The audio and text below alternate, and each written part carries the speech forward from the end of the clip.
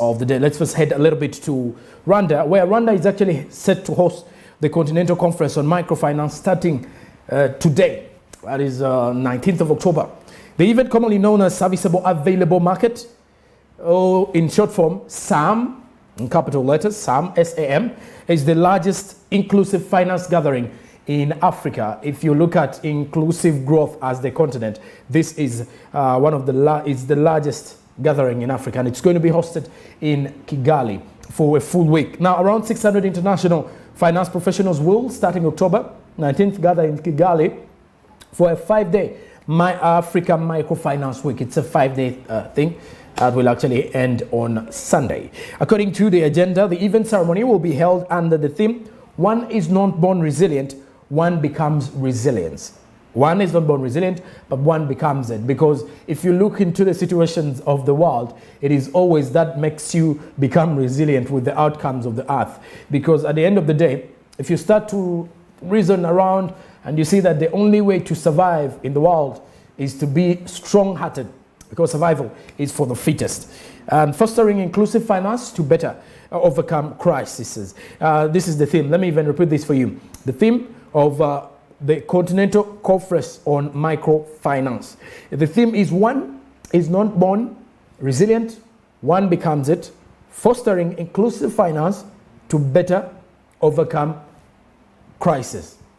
The conference organizers do believe that it is actually going to provide a platform to discuss, share insights on strengthening the resilience of the financial service operators and beneficiaries of shocks such as COVID-19 pandemic. The agenda now notes that the key highlights include SAM conference and investor fair, which among others links microfinance institutions, investors, and business partners. Also to be given priority are discussions around inclusive finance in the COVID-19 crisis in Africa. So that is the Microfinance Week that is actually scheduled.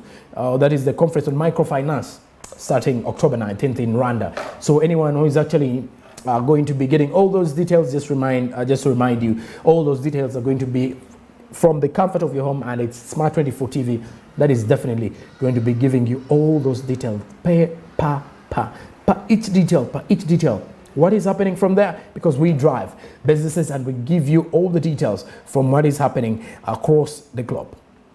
All right, now, kicking off with our topical analysis of the day, let's talk human trafficking in East Africa.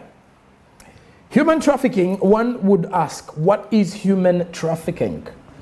You've heard of this idea of, imagine the word traffic coming head to head with humanity. Now, we all understand that as human beings, we all desire a better life. And that is no doubt, it is actually undebatable. There is no way you can actually debate about that. So we all desire a good life. And when you're in a country, for instance, let's say in Uganda, because if you look at East Africa, most of Kenyans, Ugandans, Tanzanians, let's say Somalia, Eritreans, most of these nationals are living in a country, are living in economies that are worth to actually fight hard to get something out of it. Because if you look at the salary amounts that are actually being people are actually being subjected to in different countries, you will see that they may not meet their basic needs. That is why most people desire to actually go and work abroad. If someone is in Uganda and they tell him or her the same job that you're doing, if you travel to Tanzania, you will actually be doing that job at a more higher price. So if, for instance, if they will tell you, now you're earning 300,000, but if you leave Uganda and head to Kenya, on that same job, you may earn 1.5 million. So this is a promising language. I'm trying to bring you to the angle of human trafficking now. So this is a positive language. Someone just persuades you into accepting his deal. It is not a forceful thing. It is more of a sweet talk or a smart way of doing business. Not as we are trying to say that we drive your business in that angle, no. But here's the thing. So when someone puts you in such a situation, you'll be like, if I travel to Kenya and I'm going to earn 1.5 on the job, I'm actually earning 300,000. Man, that is good money. Why don't I try it? Let's go. You apply. So if you look at the increasing trafficking cases, someone actually promises you that they are going to do the documentations for you, don't worry, you'll reach in the country, but then they forget one thing, that before you actually leave your country, the company that you're going with is supposed to be registered. And you should have documents or visas or working permits that are going to allow you to access services in that country. Because remember, it is a very huge crime. Human trafficking is a very huge crime. For all those Ugandans that have actually been attached to human trafficking, I do remember when the king of Thailand was actually marking 69 years of his birthday. He has actually ruled for 2 years. He actually released 3 Ugandans who are serving a 14-year sentence of human trafficking. 14 years, which shows you it is a very huge case in such countries. Look at countries like China. Look at, if we are to even focus on the developed countries, even in the States, human trafficking is one of those bigger crimes that someone should not commit. And if you look at these cases of human trafficking in Uganda, also include, let's also take it from Uganda down to Kenya. We're trying to break this down. In Uganda, for instance, we've had cases where Ugandans actually being trafficked out of the country and taken to countries abroad. But if you look at the jobs that they are going to do, they are quite the opposite of the jobs they were promised. Someone takes you let's say in a hostel here in Uganda for training, and they actually train you, or you are held captive and you're trained to actually play with dogs, to become a drug dealer. You're someone who's going to be transporting drugs. People are actually being taught useless things, to be mistresses of rich men in the developed countries. So these are the cases of human trafficking. Now let's look at also, let's try to put it in a holistic approach.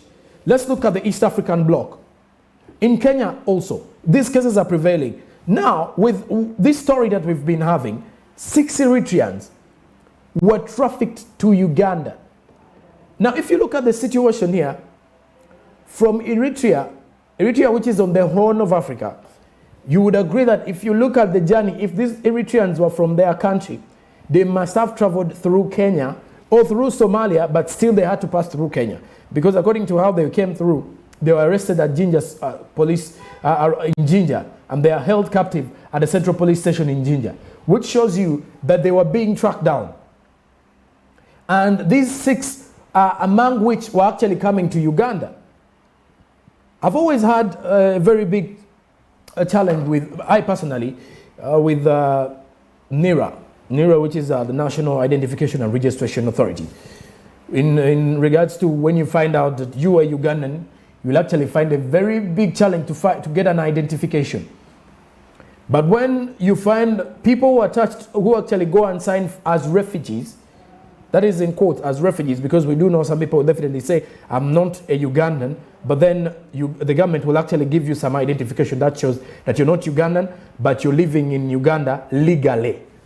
And you can actually operate business. That is when you can actually go to NIRA and get some documentation.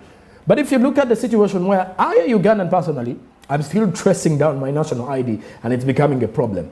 So now look at the incident. If these Eritreans, for instance, had made it to Kampala and tried to go to government offices, and maybe they would actually have got documentations that would keep them afloat here. And one would not even know that they were actually trafficked in the country. So human trafficking is just an illegal trafficking of humans by recruitment agencies. This is actually done by the recruitment agencies. Someone actually posts a job and tells you, in Uganda, there are available jobs.